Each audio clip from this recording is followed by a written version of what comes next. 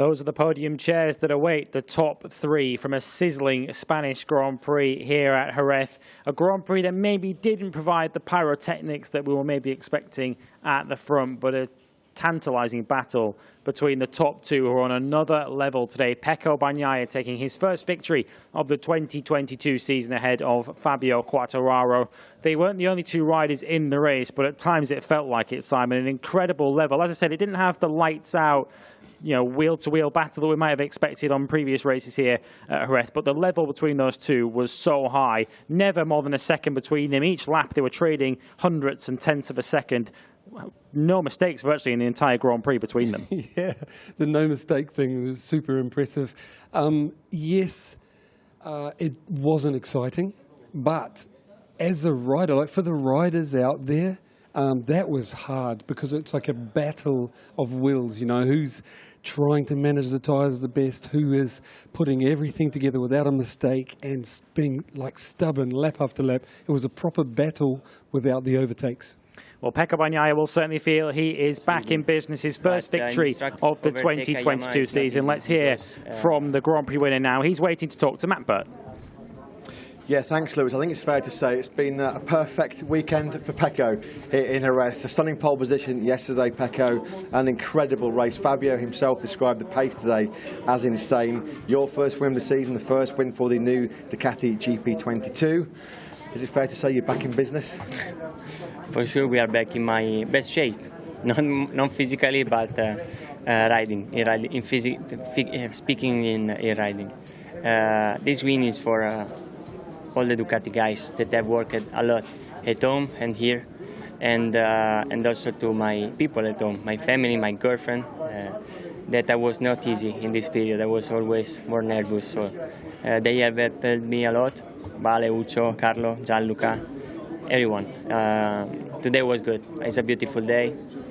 Yesterday was a beautiful day, and I hope and I want to start from here and start the recovery, because I think that today we have finally found that what we were reaching. We felt before the race that it was always going to be potentially a big battle between yourself and Fabio. There wasn't any overtakes, but how crucial was that start? Because you know how good Fabio is when he gets out front and he can get into his rhythm. I mean, that start was so important. Was so important. Today for the condition was very important to stay in front, because it's very easy to the front pressure went higher, so become higher. So was the best start I ever did in a race, so I'm so happy about that. And I just try to don't let the possibility to Fabio to fight against me, because I know that Fabio is very strong on that. And in the last part of the race I was struggling a bit with the rear grip, so I just tried to push and don't let the possibility to have a battle. But I think that if it was more close in the last lap, for sure we were one of the best last lap ever, because the fight can be very, very strong. You seem to have found that sweet spot with the GP22 last weekend in Portimao, despite your injury. Do you feel now that we're going to see the Pecco Bagnaia, the last race of 2021, moving forward into this season? Because it does look like, when we watch from the outside, you're so clean, you're so smooth, you look fast. It looks like this is the Pecco Bagnaia at the end of last year. We worked a lot for that. For sure, this new bike have a different, better things or worse thing. So it was very important to understand how to ride it, because it's a bit different. But finally, in Portimao, I found it how, and it's not a big difference. But when we're speaking about them, for sure, small things can make a big difference. So today everything was okay. I started working from the FP1, and we were always more close to that best position. And I think and I want to continue like this. Many congratulations, Pecco. You said it was beautiful, Bagnaia. I will say it was brilliant, Bagnaia. Fantastic weekend. Congratulations on your first win. We'll see you in Le Mans in a couple of weeks. Thank you very much. back in business, Bagnaia, isn't he? He identified the key point in the Grand Prix, the start, the best start, he says, of his career that enabled him to take the lead. His first win of the season. You asked the question in warm-up this morning, is it Ducati finding the sweet spot with this GP22, or is it Bagnaia who's now found himself fully happy with that bike and made the difference? Where do you stand on that? I think, yeah, they've had a few teething problems with the 22 bike. I think Pecco got a little bit lost confidence. That's my belief, and now he's found his way with it. I think the Ducati is wonderful. I mean, a few things prove that. Bezzecchi, as a rookie, finished ahead of all the other Hondas, except Mark, and all the KTMs. And yes, he rode amazing. There's no, I want to say great, I love the rookies, fantastic job, but it shows also that the Ducati's very good, even around this tight, twisty circuit.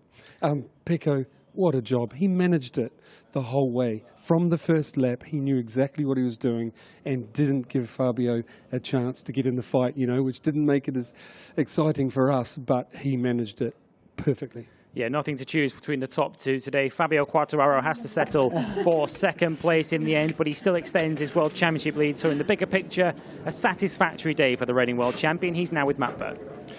Yeah, thanks, Lewis. Fabio Quartararo, second here in Jerez. Fabio, you did absolutely everything you could to make it 2 wins in a row in 7 days. The pace was insane. I think that's what you said to Simon in Parc Fermé. How crucial was that start? Pecco made the whole shot, and I guess at that point you're already thinking this is going to be now difficult to pass him and then break away.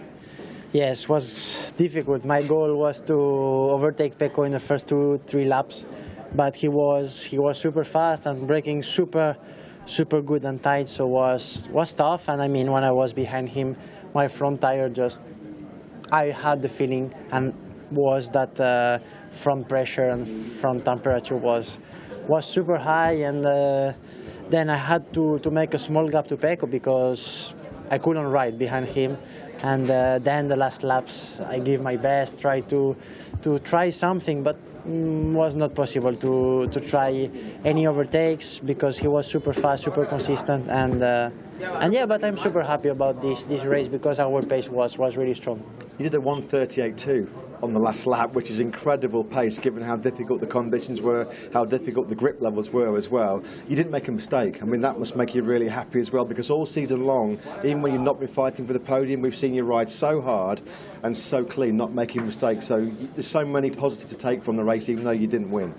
Yes, last lap I was pushing like hell, but I tried to make turn 11 super fast to give a try in the last corner, but I lose little bit the front in 11. I say, okay, I'm going slowly, it's 2 corners to go.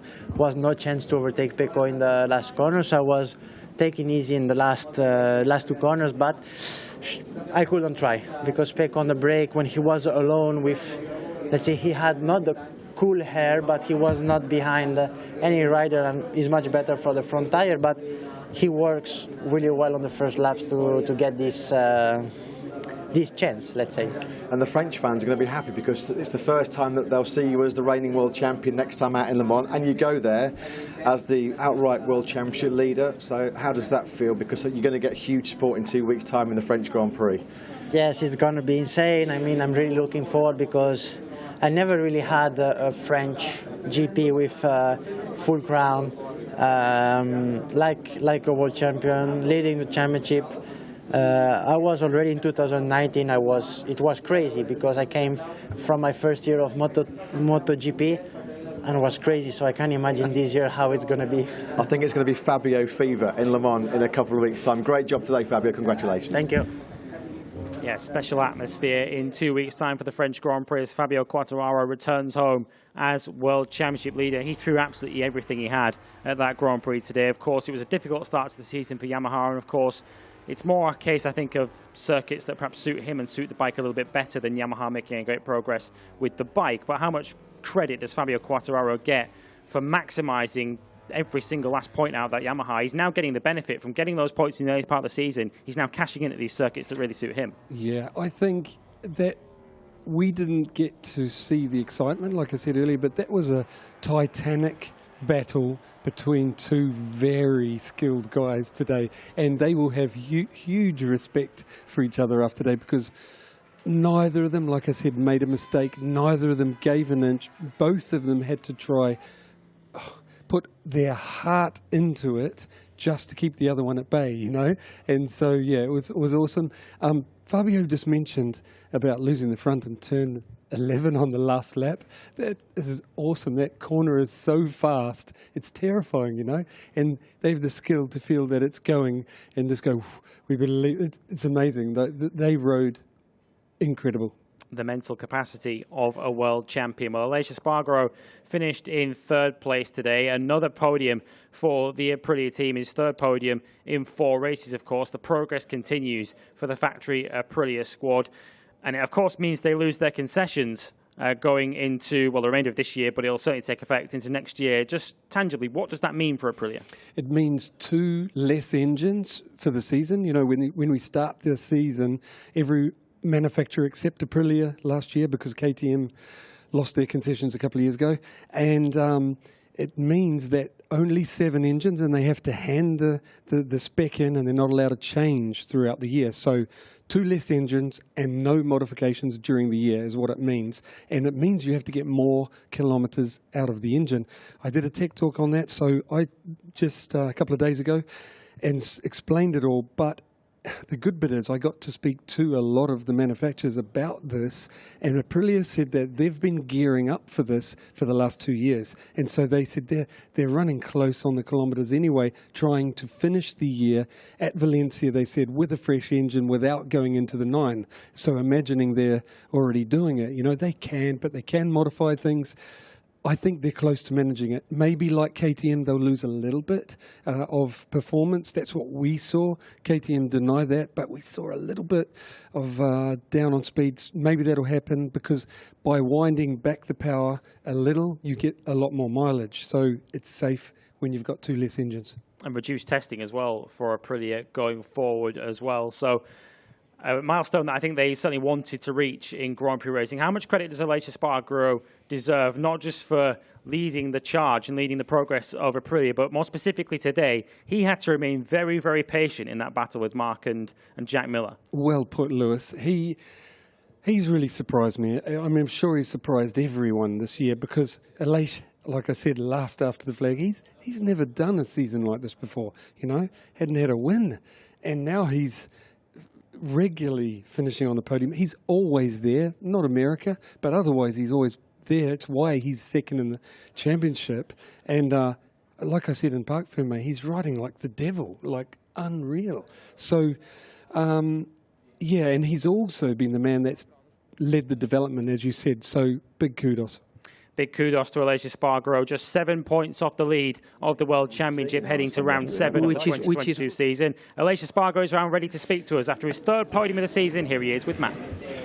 Yeah, thanks a lot, Lewis. I was just saying, actually joking with Aleix, how nice it is to keep seeing him on a Sunday afternoon after the great start continues in 2022. Aleix, Aprilia's first ever back-to-back podiums in MotoGP. And mine's also. Yeah, also. Second in the World Championship.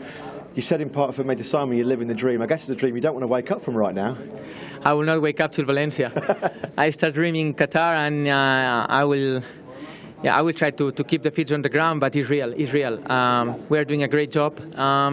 We have to know that for the moment, the feeling that I have, that especially with Fabio, we don't really have his speed. We are missing something, not so much, because today I think that if I was not stuck behind Mark and Jack, I was very close to them, but I missed something. So the key will be this year the consistency, make no mistakes, be there.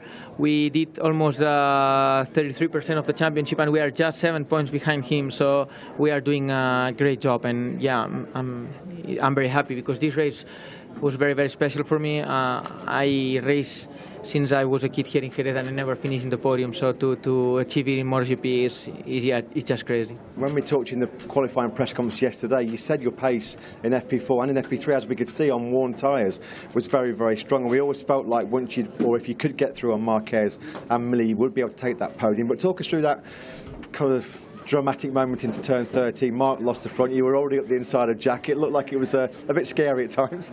I couldn't overtake them. I was very angry because I did, again, a very bad start. We have to improve the clutch. We have to really improve because I really cannot understand this year's clutch, and I'm doing very bad starts every race. So for me, it was impossible to overtake Mark and Jack. I knew I had better corner speed than them, but I couldn't prove it because Mark brakes very, very late, and also Jack brakes late. So Mark could not overtake Jack. I could not overtake Mark. But I knew that in 40 minutes, 1 or 2 mistakes, they will arrive. So I was very close all the time, trying to wait for their mistakes. Jack brakes very early in 13, so I decided to go in, and then I saw Mark going wide, and I said, okay, this is the moment. And when I crossed the straight and I saw the board, 5 laps to the end, I was super focused. I put very, very, very fast 3 laps, 38 low, and I opened a big gap with them, and I realized that maybe our pace was good enough to follow Fabio and Pecco, but this is racing. You have to also be good on overtaking, and I wasn't today. When you listen to all the Spanish riders, they say right from when they were young kids watching the Jerez race on TV, it's always been their dream to one day stand on the podium at the Spanish Grand Prix in Jerez in front of all those amazing fans in that final sector. You got that chance to have that unique experience today. How was it? Because it must have been one of the best moments of your career.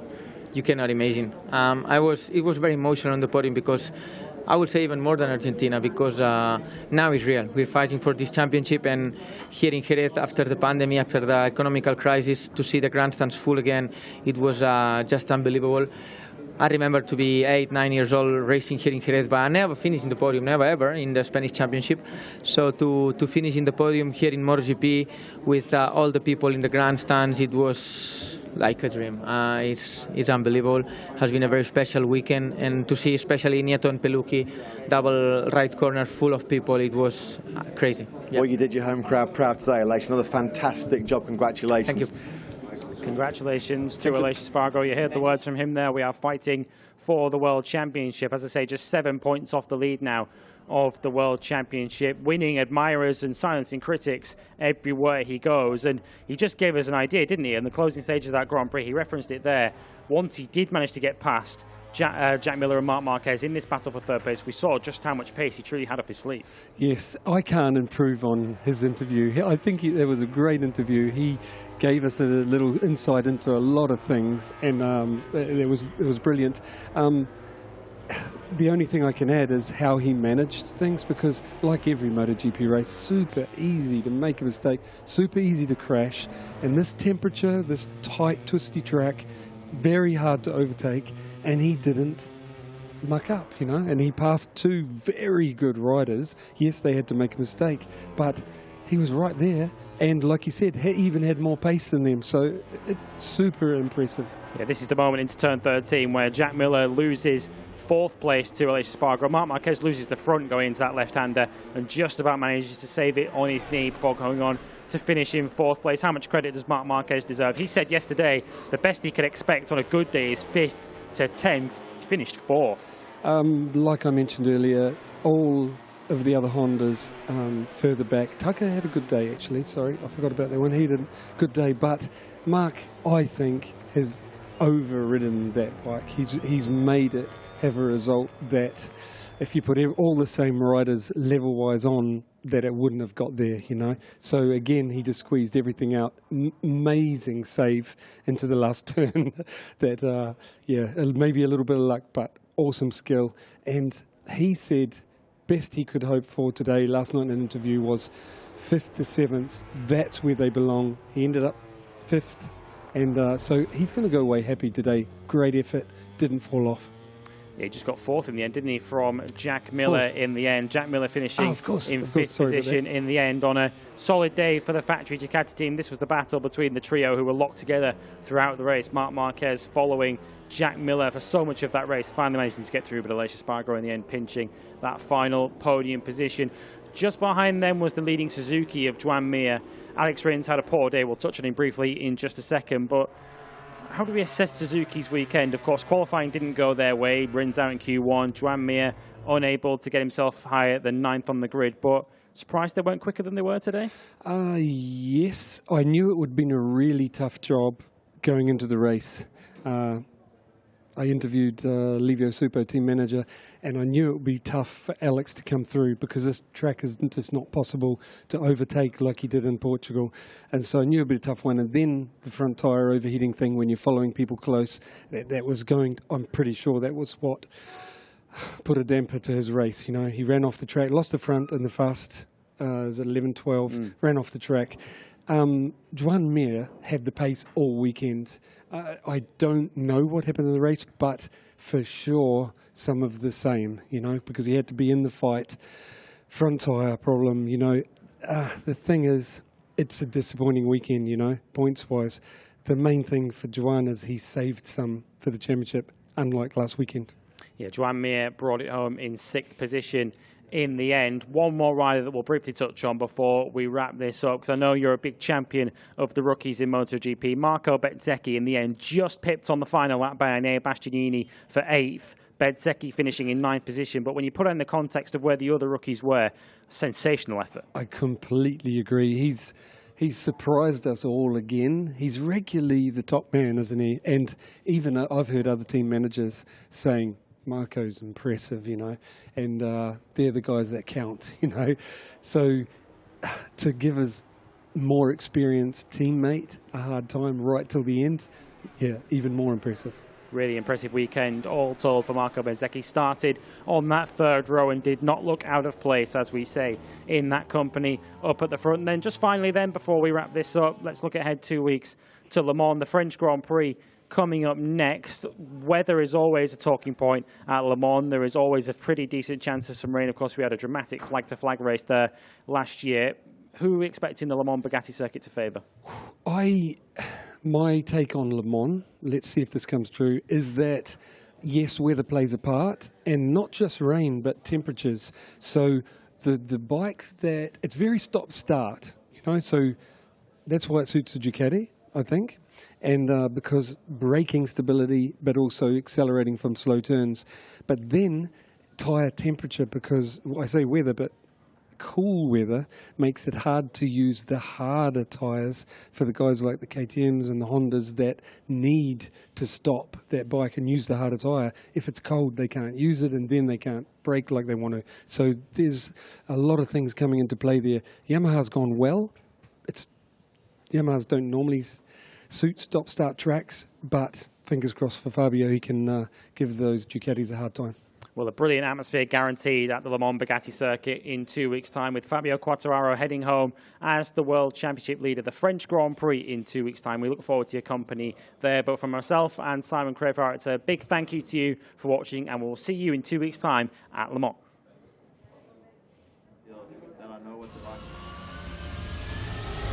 The 2022 Red Bull Grand Prix of Spain underway. Who will reign in Spain? Bagnaia gets the great launch off the line from pole position. Likewise, Fabio Quartararo. They're going to top it out on the brakes at the first corner. Jack Miller hanging on to 3rd place, but he's now a second behind Quartararo in this 3rd sector on lap 5. Marquez up the inside in the Cito Pumps corner. He's got it done. That was beautiful. Here comes Alex Espargaro. As Lewis said, he has to find a way through on Miller. He squeezes the Aussie out. Oh, wide. Marquez was wide, and in the blink of an eye, Alex Espargaro on the factory Aprilia is now up in the 3rd place. Miller attacks him on the brakes into 1st corner, and he gets it done. And of course, all this scrapping, all this battling out of nowhere, Joan Mir comes into contention for the podium. Here he comes, Marquez off the inside into turn, and you can hear the roar of the crowd. It has been brilliant. Bagnaia, he reigns in Spain. The Ducati man wins the Red Bull Grand Prix of Spain.